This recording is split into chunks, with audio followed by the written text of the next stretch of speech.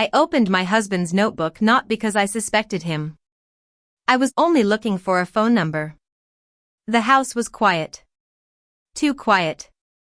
The hallway clock sounded louder than usual, and the refrigerator hummed as if nothing in this home had changed. I opened the first page. And in that moment, I understood something terrifying. This marriage was already over. I just hadn't been told. There was only one sentence. Written in his handwriting, calm, certain. If she ever reads this, I'm done. No names. No explanation. Just fear pressed into paper. I stood there, holding the notebook, feeling something inside me shut down softly. Not with pain. Not with noise.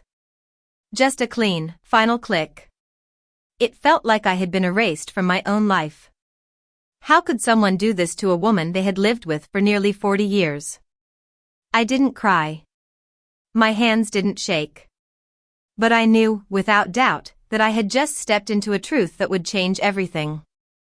If you want to hear my story until the very end, please subscribe to the channel, write which city you're listening from, and stay with me. Because what I discovered next didn't just change my marriage. It changed me. My name is Helen. I'm a mother, a grandmother, and until that morning I still called myself a wife without hesitation. Nearly 40 years of marriage trains your tongue. You say my husband the way you say my home, as if the words are locked in place. I was the one who held our family together in the quiet ways nobody applauds. I kept the calendar on the side of the fridge with a little magnet shaped like a lemon.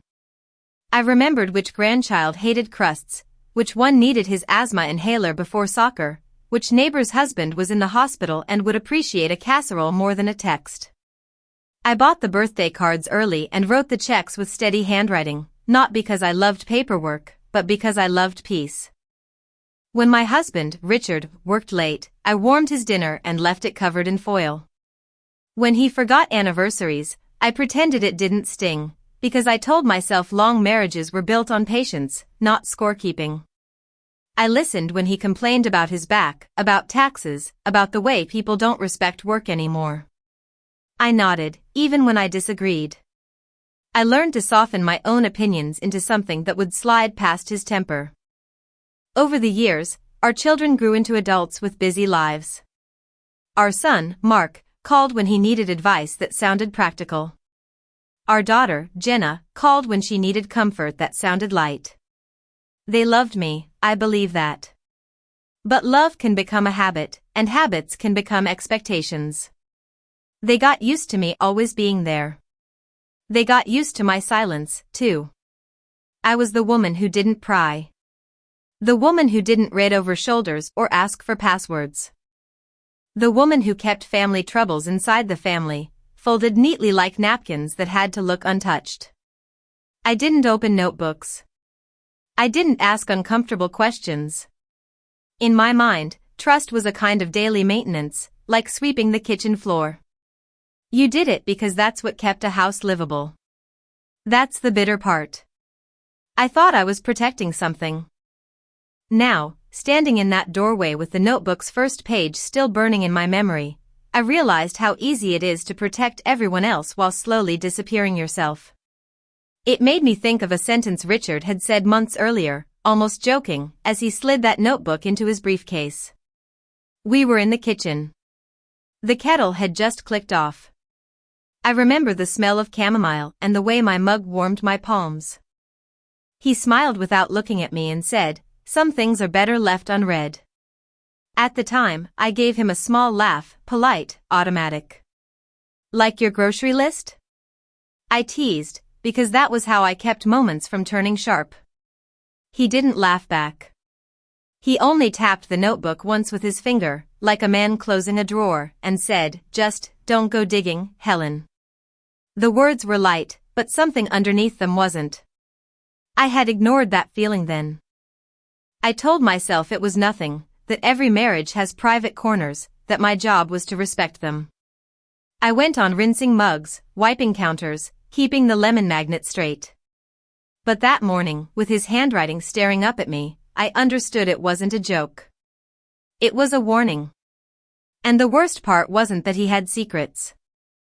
The worst part was realizing he believed I didn't deserve the truth, only the role I played in his life, the one that kept everything running while he wrote himself an exit. I closed the notebook carefully, as if roughness might tear the page and erase the evidence. My hands didn't shake yet. My body hadn't caught up to what my mind already knew. In the hallway mirror, I looked older than I felt. My gray hair was pinned back, my cardigan buttoned wrong by one button. I fixed it slowly, one button at a time, because small order was the only thing I could control. Then I heard his car in the driveway. And I slid the notebook back exactly where it had been, because I wasn't ready to speak. Not yet. For a moment I stood still, listening to the tick of the hallway clock and the heating vent. I thought about the dinners I'd hosted, turkeys carved while Richard talked business, my hands smelling of sage and dish soap. I thought about the vacations I'd planned and the small savings I'd tucked away for emergencies no one believed would come. I had been proud of being dependable. I wore it like a good coat. But pride has a seam that can split. The more I replayed his sentence, "If she ever reads this," I felt bitterness creep in, slow and cold. Not because I wanted to punish him, but because I finally saw how they all saw me, useful, steady, predictable. That day, I didn't cry. I set the kettle back on its base. I watered the peace lily by the window. And still, under all my ordinary movements, a new thought settled into me, heavy as a stone. If my silence had been so convenient for them, what would happen the moment I stopped being silent? After that morning, something shifted, though nothing on the surface looked different. Richard still kissed my cheek before leaving, still asked if I needed anything from the store, still complained about traffic. But his voice had lost its warmth. It sounded rehearsed, as if he were reading from a script he'd already memorized. He became careful in ways I'd never seen before. His phone was always face down. If I entered a room, he closed his laptop without explanation. That notebook followed him everywhere, tucked under his arm, slipped into drawers, stacked deliberately beneath paperwork so it looked ordinary. He never opened it when I was around. Not once. I didn't confront him. Not because I was afraid, but because I needed to understand the shape of what was happening. I'd spent decades reading the weather of this family, knowing when storms were coming long before thunder. This felt like that. A pressure change. A quiet warning. At night, he turned away from me in bed. The space between our backs felt wider than inches. I lay awake listening to the ceiling fan click, remembering how once we used to talk about everything in the dark, money worries, children's futures, places we might travel when we were old. Now, silence slept between us like a third body. The humiliation crept in softly. It wasn't loud or dramatic. It was the feeling of being unnecessary. Of realizing conversations were happening elsewhere, decisions being made without my voice. I was still present, still useful, but no longer included. And then came that morning. The house was unusually quiet. Richard had left early without waking me. No note on the counter. No text. Just the empty driveway and the faint smell of his cologne lingering in the hallway. I went into his office to open the window. That was all. The air felt stale, heavy with paper and dust. Sunlight cut across the desk, and there it was, the notebook, lying open, careless for the first time. I wasn't searching. I was simply looking. The sentence stared back at me again, darker now in the daylight. If she ever reads this, I'm done. Below it, dates. Lists. Half-written thoughts crossed out and rewritten. Plans that did not include me. Worries not about money, but about exposure. About timing. About who knew what, and when. It wasn't about love lost.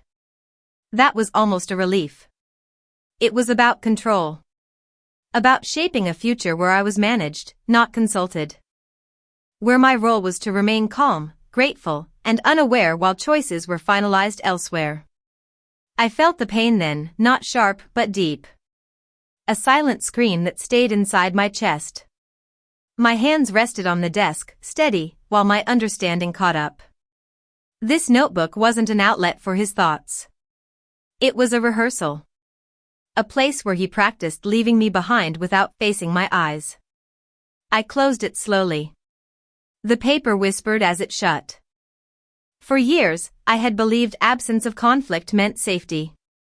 Now I saw the truth more clearly. I had been standing in the middle of my own life while it was being quietly rearranged around me. I didn't cry. I didn't shout. I sat in his chair for a moment, feeling the worn leather beneath my palms, breathing in and out until my heartbeat slowed. And in that stillness, I understood something else. Whatever came next, it would not happen without me anymore. The truth did not arrive all at once. It came in fragments, like mail delivered to the wrong address that keeps finding its way back to you. A calendar entry left open on the computer. A bank notification that didn't match our usual patterns. An email preview that vanished too quickly when I entered the room. I began paying attention in a way I hadn't before. Quietly. Without accusation. I wrote dates down on a slip of paper I kept folded inside my recipe book, the one stained with vanilla and butter, the one no one ever touched. I checked statements with my reading glasses perched low on my nose. I noticed transfers labeled temporary, though nothing about them looked temporary at all. What I learned was not dramatic, but it was devastating. Plans had been made. Consultations scheduled. Conversations held where my name appeared only as a problem to be solved. There were decisions about property, about accounts, about timing. About what I would and would not need to know. He was preparing for a version of the future where I remained calm and compliant while the ground shifted under my feet. And then there were the children. I didn't mean to find out the way I did. It happened over coffee with my son, Mark, at a small cafe near his office. The mugs were chipped, the tables sticky with sugar. We talked about his work, about traffic, about nothing important. Then he hesitated, eyes flicking to the window. "Mom," he said carefully, "you're okay, right? With everything Dad's been setting up?"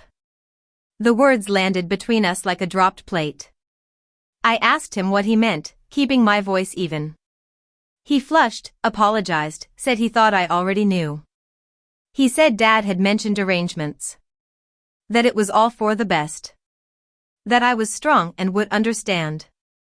My daughter, Jenna, was worse in a quieter way. When I asked her directly, she sighed and said, I didn't want to get involved. As if truth were a mess she didn't want on her shoes. As if silence were neutral. I went home that afternoon and sat at the kitchen table until the light changed. Everything I had sensed was now confirmed. They hadn't meant to hurt me, I suppose. They had simply decided I would absorb it. Like I always had. When it finally collapsed, when questions were asked too loudly to ignore, they came back with apologies. Awkward hugs. Explanations shaped like excuses. They said they thought I knew. They said they didn't want conflict. They said they were sorry if I felt left out. I listened. Truly listened. And then I understood something with painful clarity. Forgiveness offered too easily becomes permission. I wasn't angry. I was finished pretending. That notebook had not just recorded my husband's plans. It had revealed a family dynamic I could no longer live inside. I had been reliable, yes. But I had also been invisible. And invisibility, I realized, is not love. I folded the paper in my recipe book one last time and threw it away. I didn't need reminders anymore. I had the truth. The next morning, I did not make a speech. I did not slam doors. I moved through the house the way I always had, quiet feet on the hallway runner, the same mug warmed by the same kettle, only now each small action had purpose. In the linen closet, behind the extra towels, was the folder I kept for emergencies. Birth certificates.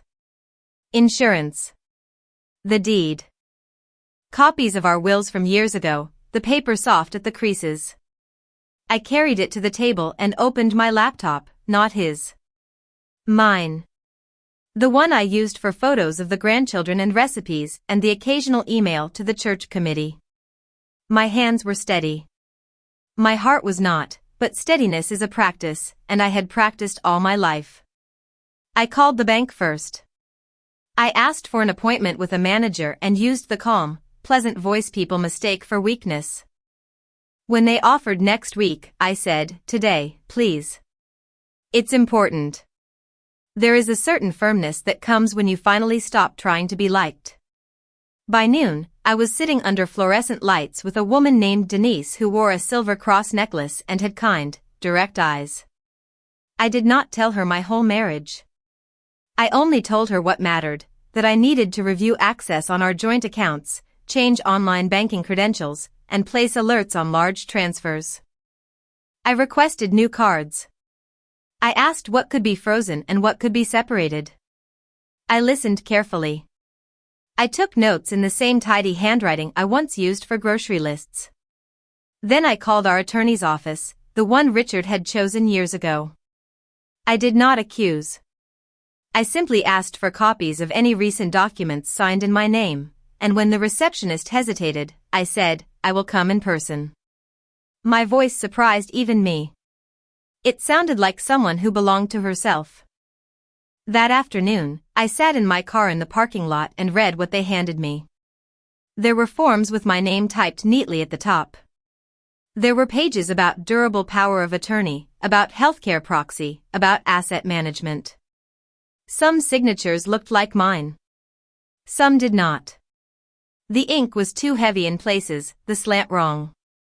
I felt cold all over, as if I'd stepped into winter without a coat.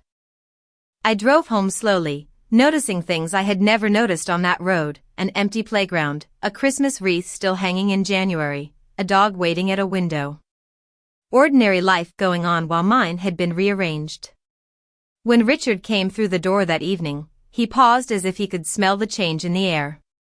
His eyes went to the kitchen table. The folder was there. The notebook was there too, closed, placed beside it like an exhibit. "What's this?" he asked, trying for casual. I looked at him and said, "I know." His face shifted, not into sorrow, but into calculation. "Helen, don't do this," he murmured, as if I were a child about to embarrass him in public. "I already did," I replied. "And I'm done being managed." I told him the accounts now had alerts. I told him my passwords were changed.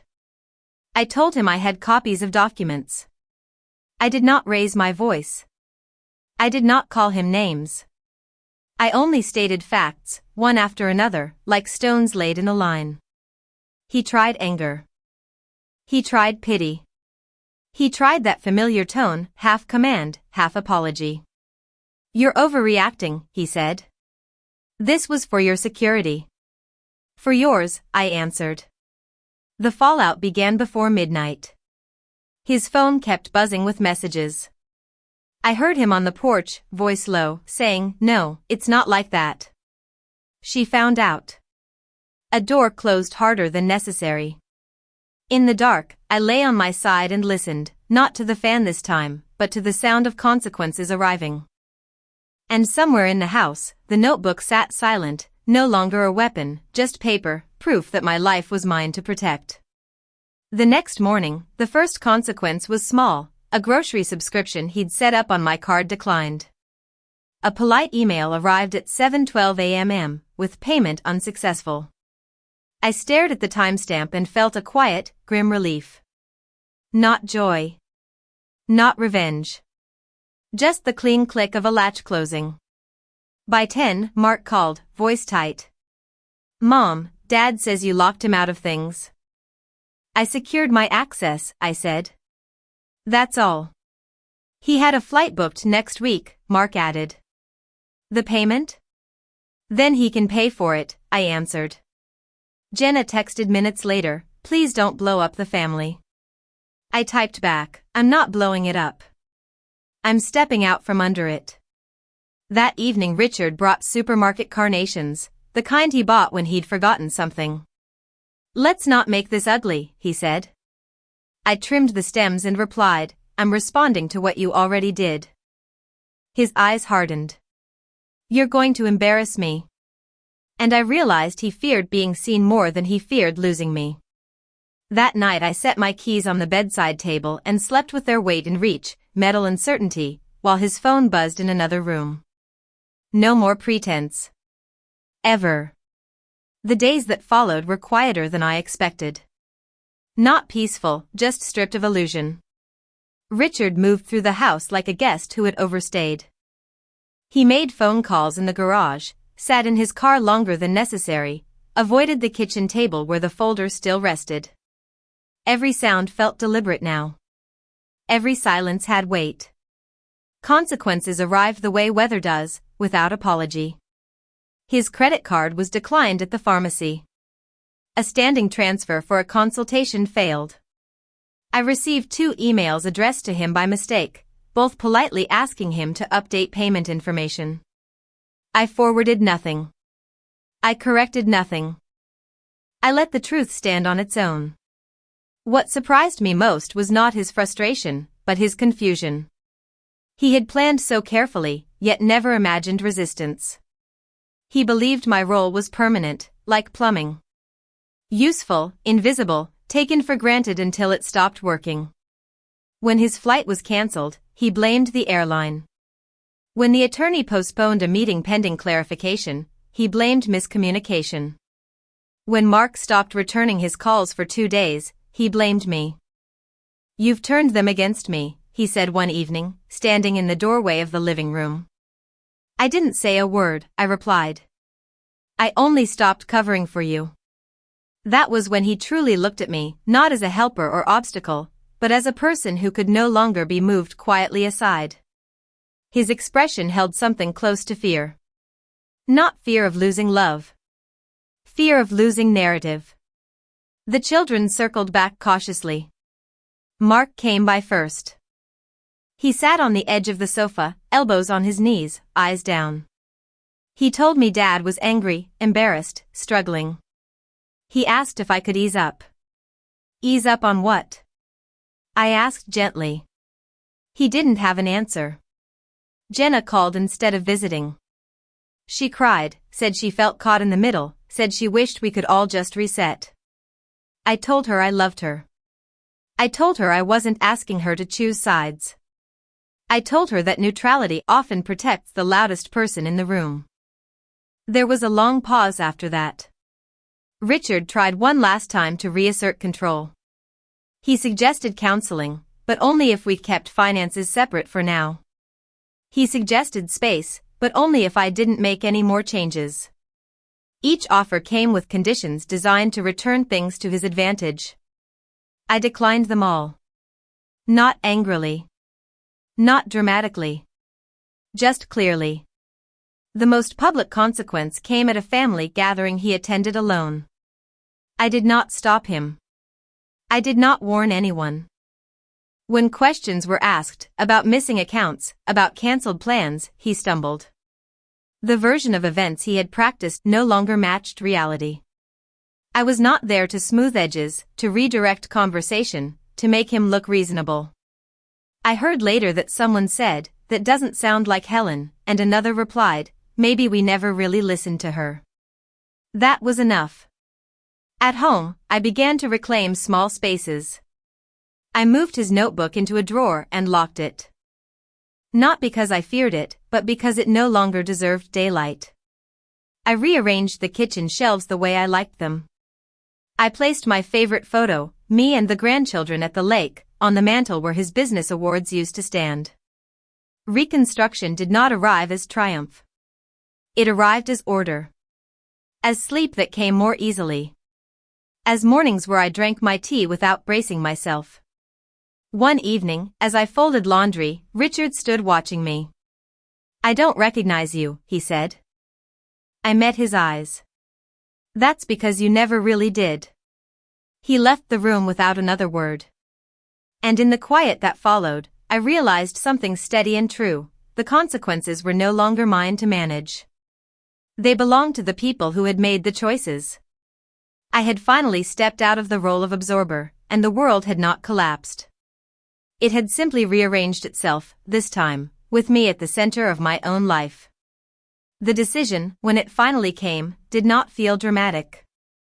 It felt inevitable, like setting down a weight I had been carrying so long my hands had molded around it.